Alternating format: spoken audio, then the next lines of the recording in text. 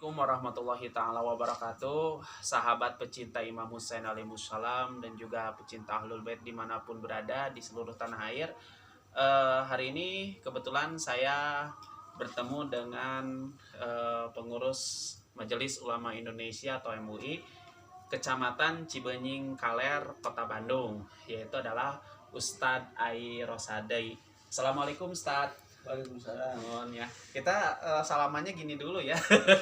Oke, dan hari ini kebetulan saya akan berbincang-bincang dengan beliau seputaran tentang pandangan beliau mengenai Rasulullah Shallallahu Alaihi Wasallam dan juga cucu tercintanya yaitu Sayyidina Husain. Bagaimana pandangan MUI terhadap keluarga Nabi dan juga Sayyidina Husain.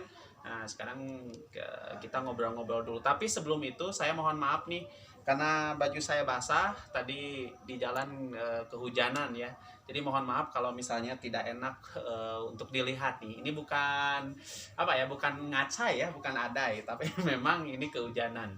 Oke, Pak Ai, gimana kabarnya? Alhamdulillah sehat. Alhamdulillah sehat ya. Ini juga Pak Ai juga teman ngajar saya di PKBM. Ini Pak Ai nih langsung aja nih. Kalau kata Pak Ai itu Rasulullah itu sosok seperti apa itu? Rasulullah Shallallahu Alaihi Wasallam itu adalah seorang suri toladan bagi semua umat manusia. Sebagaimana yang disampaikan oleh dalam Quran, Allah berfirman, "Laqad kana lakum fi Rasulillahi uswatun hasanah." Bahwa pada diri Rasulullah Shallallahu Alaihi Wasallam itu terdapat suri toladan yang baik.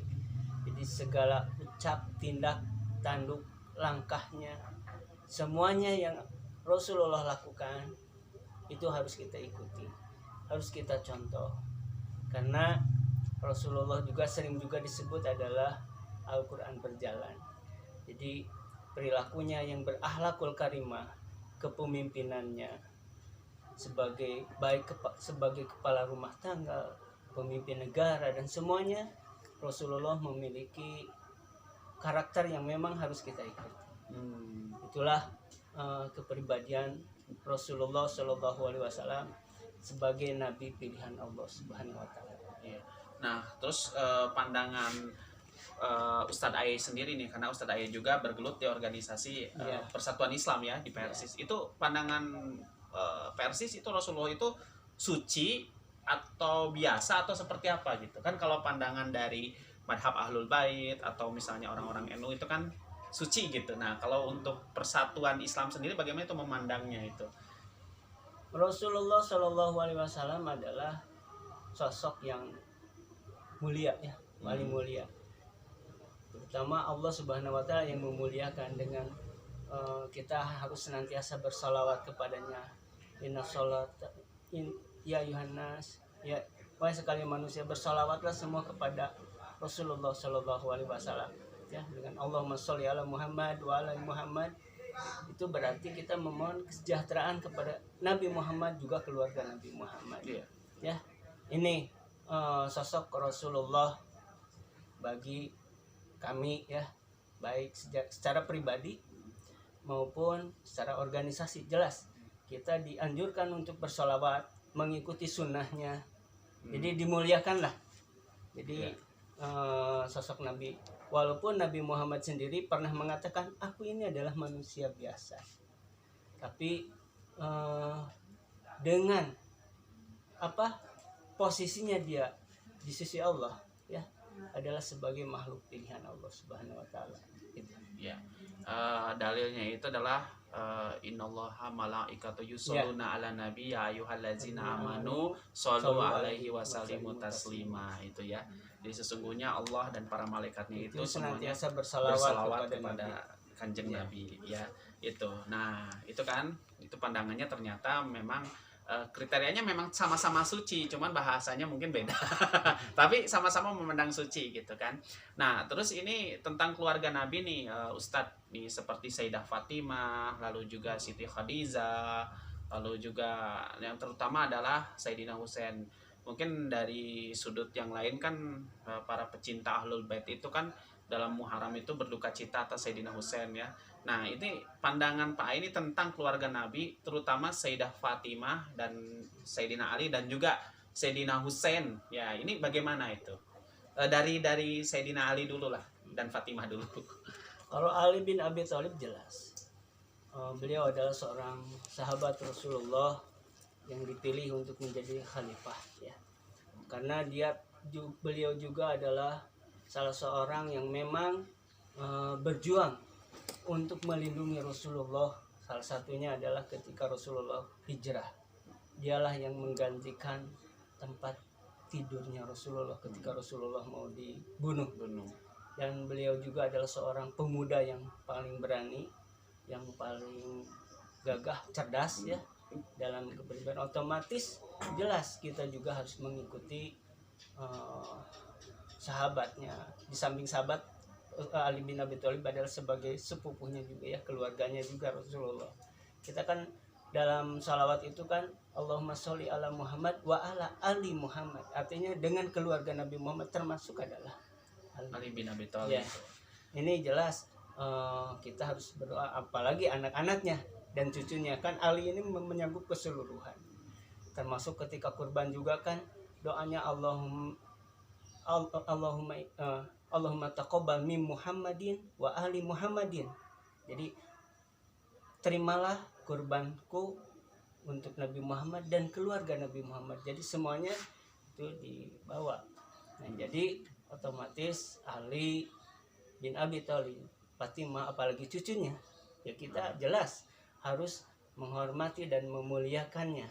Nah, hanya umpamakan, dan kita juga di samping harus mengikuti Allah dan Rasulnya dalam istimbat hukum ihsan ya, pengambilan hukum dalam tata cara beribadah, dalam tata cara bermuamalah, berakhlakul karimah, itu harus mencontoh Rasulullah Shallallahu Alaihi Wasallam, juga para sahabat, kemudian para tabiin, para alim ulama. Jadi kedua setelah Rasulullah Shallallahu Alaihi Wasallam. Oke, itu ya. Ternyata semua ahli sunnah wal jamaah mengakui ya bahwa Ali bin Abi Thalib itu harus disejajarkan alias disolawati, ya itu berhak gitu keluarga Nabi itu ya. Dan itu tidak dipungkiri gitu. Dan ini Sayyidina Husain nih Ustadz nih, kan Sayyidina Husain itu kan dalam pergolakan politik dia dibunuh oleh Muawiyah, jadi sesama Islam itu dalam sejarah ya. Nah, ini kalau dalam MUI sendiri bagaimana pandangan tentang Sayyidina Husain dari mulai disayang Rasul sampai pergolakan politiknya ini gitu. Kalau sejarahnya tahu kan gitu. Tentang masalah politik memang ini sempat ada perbedaan. Ya, banyak perbedaan di kalangan para ulama besar dulu. Karena memang ketika dari semenjak Ali bin Abi Thalib wafat ya, itulah bahkan bukan dari wafat, dari ketika Utsman bin Affan diangkat jadi khalifah, ini terjadi perselisihan politik lah, hampir sama dengan di kita lah. Maka terjadilah kelompok-kelompok ini. Tapi secara prinsip Husain itu adalah sebagai keluarga Nabi yang memang dimuliakan ya, keluarga Nabi, keturunan Nabi, sampai-sampai ketika beliau masih masih balita lah, Rasulullah ketika sholat sedang sujud. Nah, beliau waktu masih anak-anaknya naik ke punggungnya, Rasulullah enggak langsung menurunkan, tapi dia sujudnya lama, sengaja sampai ruku. Itu saking sayangnya kepada cucunya. Nah, Rasulullah itu menyayangi, apalagi kita ya itu. Nah, cuman ada perbedaan ketika kita umpamakan perbedaannya ketika kita istilahnya kalau ada orang yang meninggal ya kan gitu, diratapi kan gitu. Sebab Rasulullah sempat mengajarkan bahwa kita tidak boleh meratapi orang yang sudah meninggal berkelanjutan, karena seolah-olah itu adalah kita tidak ikhlas atas kehendak Allah Subhanahu wa taala, karena itu udah ketentuan Allah. Oke, nah itu pandangan dari Pak Ai ya. Jadi Rasulullah tidak boleh meratapi orang yang sedang meninggal. Tapi kalau dalam riwayat-riwayat Ahlul Bait itu Rasulullah meratapi dan terus menangisi Sayyidina Husain gitu. Ketika tahu kalau misalnya malaikat itu mengabari akan terbunuh. Tapi nggak apa-apa, itu kan perbedaan pendapat ya Pak Ai ya. Itu kan oke. Nah itu terus ini Pak Ai, nah tentang Sayyidina Husain ini kan adalah sosok pemuda, dikatakan oleh Rasulullah adalah pemuda surga gitu kan, pemuda surga itu. Nah ada nggak itu teladan-teladan yang bisa diambil dari Sayyidina Husain ini kalau menurut Pak Ai ini, teladan-teladan yang bisa diambil gitu? Ya, karena Husain itu adalah jelas ya keturunan dari Rasulullah, bukan juga dari keluarganya Ali bin Abi Thalib, dari ayahnya sendiri, dari ibunya, itu otomatis akan memiliki perilaku yang tidak mungkin menyimpang dari aturan agama ya. Otomatis dari karakternya, kejujurannya, kedisiplinannya, pengaruhnya juga apa yang dia sampaikan, otomatis itu yang harus diikuti ya. Sebab sebenarnya dari keluarga Nabi itu tidak ada sedikit pun yang dari Nabi Muhammad, beda dengan nabi-nabi sebelumnya kan. Sempat kan kalau nabi-nabi sebelumnya ada yang istrinya calon neraka ya. Oh iya, itu Nabi Lut ya. Nabi Lut ya, Nabi Lut, Nabi ya. Nuh juga Kan'an, dan udah tahu sejarahnya. Tapi bagi Nabi Muhammad, karena Nabi Muhammad itu adalah nabi pilihan Allah ya, nabi terakhir, bahkan sebagai pemimpin para rasul, bahkan ya Rasul sebelumnya sampaikan ke Nabi Ibrahim juga ketika Isra Miraj kan menyambutnya dengan hangat, Nabi Musa dan sebagainya. Otomatis keturunannya juga ini terjaga. Jadi Rasulullah itu udah dimaksud, udah terjaga, bukan hanya untuk bagi dirinya tapi keluarganya juga sama. Itu menurut pandangan saya secara pribadi ya. Juga mungkin rekan-rekan di Ormas baik MUI maupun Persis itu sama gitu. Oke, ya itu Pak Ai ya, tentang bincang-bincang kita mengenai keluarga Nabi Rasulullah dan juga Sayyidina Husain itu. Dan terima kasih atas waktunya Pak Ai ya. Sama-sama. Mudah-mudahan pembicaraannya kita ada manfaat dan barokahnya gitu kan.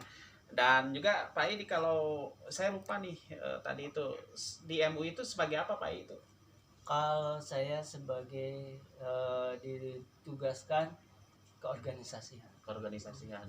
Jadi kan ada bagian untuk banyak kan organisasi di MUI ya, bersama dengan bidang dakwahnya. Bidang dakwahnya. Tapi itu tidak bentrok dengan Persis enggak itu?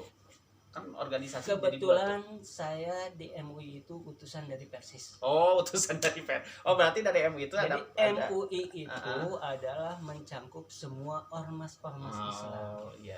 Ada NU-nya, Persis, Muhammadiyah, ya, Matlawul Anwar, banyak organisasi Islam yang gabung di MUI. Jadi MUI itu adalah sebagai wadah ormas-ormas Islam yang ada di Indonesia. Betul. Oke, ya tuh hatur nuhun ya Pak Ai. Terima kasih. Baik para pecinta Husain alaihissalam dimanapun berada, dan juga para pecinta Ahlul Bait dimanapun berada, itu perbincangan saya dengan Pak Ai. Dan sekali lagi mudah-mudahan ada manfaat dan barokahnya tentunya. Meskipun ada pandangan berbeda, tetapi itulah Islam ya. Islam itu memang ikhtilafu ummati rahmah, kata Rasul itu. Perbedaan dalam umatku itu adalah rahmat ya. Wassalamualaikum warahmatullahi taala wabarakatuh. Waalaikumsalam.